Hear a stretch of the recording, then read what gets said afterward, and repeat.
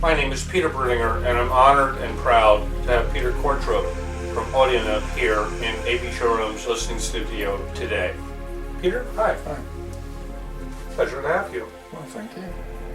We're introducing the digital setup, AudioNote Level 5 and Level 6. Tell us a little bit about the evolution of AudioNote Digital Level 5 and Level 6.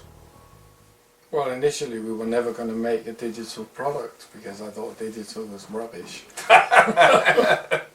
So in '93 I realized that a lot of the music I liked didn't turn up on LP anymore. So I was in a bit of a quandary, so I had to we decided to try and make a digital to analog converter. The DAC 3, which I'm a great believer in transformer coupling. I think transformer coupling is very important in an audio system. And in the DAC 3 we introduced an I/V transformer which we patented. And that then led to a more thorough investigation into digital. And one of the ideas I had about '95 was that perhaps the oversampling works a little bit like feedback in an amplifier. Very unique. So perhaps what we ought to do is see if we could work out a way of removing the oversampling. Now we knew that the early CD players from Sony used analog brick wall filters and no oversampling. They were 16-bit. The Philips were 14-bit. That's right, 16 versus 14-bit. Versus 14 That's right, bit, yeah, right. yeah, And I remember, yeah. The Philips were 14-bit with oversampling. And they both sounded pretty horrible. So I made a bet with my engineer at the time that he couldn't work out how to do this. And to some extent I was right, he couldn't. But Brown, we used the PCM63P digital chip in the early DAC 3. And we basically, I had a friend in Holland that came over to see me who's also an engineer, a digital engineer. And I said to him, so, you know, do you think this is possible? And his answer to that is, why the hell would you bother? This isn't going to work. I said, yeah, but I want to hear what it sounds like. I don't really care whether it works or not. So he said, I'm sure I can work it out. And I got in on the Monday, this was over the weekend, I got in on the Monday and I told Andy Grove about it, and Andy said, and you didn't offer me £500 to find out whether this works or not. I said, well, I didn't think you were interested, you don't like digital. He said, no, that's true, but this is kind of interesting, I'd like to see. I really wanted the £500. The £500 had a great deal to do with it, I'm sure. Andy Grove is the chief designer for AudioNote. He is now the chief designer. Now the chief designer. Back then he was not. No. But anyway, so Andy came to me on the Tuesday with a list of books he wanted to buy. And so I said to him, yeah, here's a budget, you go buy the books. And Peter van Willenswaard, who was my friend in Holland, came to us a couple of months later with a prototype of a non-oversampling DAC. And Andy had finished his prototype around the same time. And I felt that the improvement was very considerable. And so did the others, including both the engineers.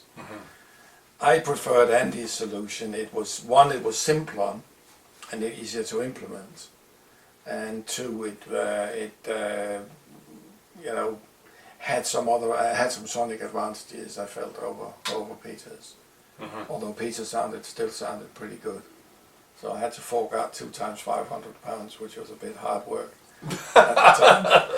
But the long and the short of it is that we then made the 3.1X, which was the 1 times oversampling. The first one was the DAC 5. In fact, I bought back from a customer the very first DAC 5 we ever made a few months ago. and it belonged to quite a famous conductor called Qvortrup, who had bought it second-hand in Russia, of all places, the previous year. And he had gotten his agent to contact me because he thought that this made such a big difference to the sound of his system, and he'd never had a single other audio note component in that. That he wanted to meet me and see if, try and sort of hear what we did, although apart from his orchestra is in Perm in Russia, so it's quite a long way from Moscow.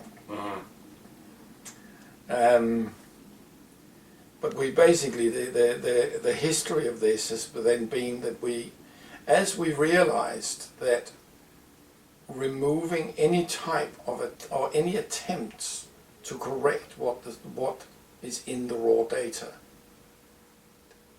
you actually get significant improvements sonically. It measures like a bag of nails, as John Atkinson and a number of other technical reviewers have very adequately found out. But the sonic improvements are really quite considerable. Well, what we have in front of us here is an array, and in the left side of the frame of the shot you can't see the power supply that's supplying the DAC. You have the transport that you can see, and then you have the DAC, and then you have the power supply here for the transport, which is a tube power supply, which is very unique in this industry. And I'll say this, when this came to us and burned in, I began to pull out my CDs that I had ripped. I had ripped 4 terabytes of CDs over the past 6 years. And now I have overflowing in my listening room CDs everywhere because I want to play them on the audio note level 5, level 6 system here. These are it's a 4-box unit. Why 4 boxes? So you have a separate power supply for each unit. Separate power supply for each unit. The problem, digital is, as we've sort of developed our understanding of this, what we've started realizing is that digital is extraordinarily sensitive to any kind of interference, be it magnetic from these transformers in the power supply, or the power lines, the heater supplies to the valves, or whatever. The CDT6 is made out of a 1/2-inch solid copper plate. It weighs what, 50 kilos? 45 kilos? Yeah. That's just the head unit without the power supply. I can attest to that. The CD6 is, Transport 6 is sitting right in the beginning of the shot. And you literally, you have to bend down with your knees to pick it up properly, or you'll hurt your back. You'll probably hurt your back anyway. But it certainly hurts my back. I'm not moving. But essentially the realization we've come to since we developed the first non-oversampling DAC is that the digital signal is unbelievably fragile. It is far, far more fragile than an analog signal. In the reproduction chain. Probably the same applies in the recording chain. We haven't quite gotten there yet. We do have a patent on an ADC, which we have prototypes of, and have done some experiments with recording through it, but it's some way away from being usable in a studio condition. Well, that's very, very interesting. The fragility of the digital signal. I never really thought of it that way. As I began to bring my CDs up from my storage area to listen to the system over the past 8 to 12 months, I began to realize that I've really gone back to the past, or actually back to the future, because in the 1980s, when they began to sell and distribute CDs, a lot of people threw away or tossed or sold their record collections, and I did not, and I kept my 20,000 piece record collection intact, and I have part of it behind me and part of it in an office upstairs and part of it in the garage in the lower part of the home. And I began to collect CDs, and as I went back to the audio note system here that we have here and began to play the CDs, I had to go through the boxes and find them again. And I'm getting out Charles Mingus, and I'm getting all these great CDs that were early CDs. And I found that the earlier CDs that were made in the 80s sounded a lot better than the newer CDs. And I realized part of it was compression, that we had we had that issue.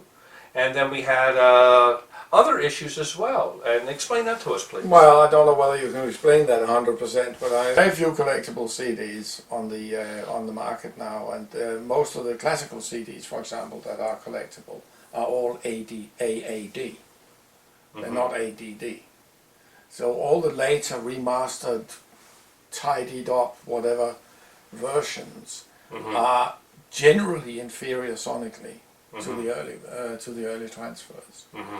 The early ADCs were generally discrete, and they were relatively simple. They were great big boxes like this with separate power supplies and so on. And I think that has a lot to do with it. It's not an area we've studied particularly yet. We intend to start looking at these things when time permits. But at the moment, the main focus on development has been on the DACs, where we are now moving to discrete resistor ladder DACs. Well, as you move into the future, I will tell you that the current present audio note level 5, level 6 system that we have here is the most analog-like digital system I've yet to hear. And I'm playing primarily Redbook CDs. And I have had many manufacturers and distributors over to listen to this system. And they go to me, oh, so you're playing high-res rips? What are you playing there? Boy, that sounds real good. It sounds extremely high resolution. Is that DSD? And I tell them it's Redbook. And they look at me in disbelief. Because this system will take your Redbook CDs and it will bring them right up to the level of analog. And we have the best analog in the world here. And mark my word on that, it is the best. The audio note turntable that's behind us and the Kronos turntable that's behind the camera, these are the two best turntables in the world today. There are no better turntables. No better. No better. And this digital system here is right at that level. So all those CDs that you've bought over the years, viewers, I hope you didn't throw them away, because you have a place to put them. And you get to take them and physically take them out of their little jackets or their jewel cases and stick them in the drawer. Well, you have to push the loader across, as you see here, as you see me put the puck on, as I close the drawer, as you see the front of it, read the CD, as we hit play on the remote, the music explodes in the room. Peter, I think you've accomplished something that no other man in audio has accomplished. You've taken, for me, my Redbook collection, and you've turned it into a vinyl collection. I think I might be overstating it a tiny bit, but I mean, there's still some way to go to improve the digital replay system. I don't have any doubts about that. So I think that it's important to understand that there is probably further improvement as we investigate the technology more and more. But some of the interesting things we're finding is that lowering the bit rate has some benefits, and that of course runs completely counter to all digital theory. That's right. Which will probably put a sharp stick in the eye of a lot of the people that think that numbers matter in digital. Numbers matter Probably less than they think, or maybe not at all. You don't know. It's difficult to say at this stage, but there are definitely aspects of what happens when you lower the bit rate that has some sonic benefits. It has some sonic drawbacks as well, but they may be removable. They may not, in which case that might not be the right way to go. But at the moment, the way we look at it is 16-bit is about as good as it gets. And I had a very interesting meeting many years ago where I met the father of digital at Sony. And he made an interesting comment when we were sitting in the bar downstairs from their research establishment, where he said that 16-bit was I think he said was mathematically the ideal, and it would, if done properly, it was not possible to improve on. And that would be supported by the fact that the original Sony A to D converter, which was 16-bit discrete, still to this day probably did the best transfers. Well, AAD, as we just started. As we just started. Well, there you have it. You have, to me, one of the audio experts and I'll say it, audio gods in the audio industry today, sitting to my left, talking about the history of digital, and you have me listening to it and comparing it to the best analog and also the best reel-to-reel tape master tape copies in the world today. This is the best review system in the world, and these CDs that I drop in to this player equal musically what I get from all of my sources. I want to thank you, Peter Qvortrup, for being here today. My pleasure. Great. Thank you for a little bit of the history of digital. Keep up the good work. We shall try. Okay. Thank you very much. Okay. Okay. Good.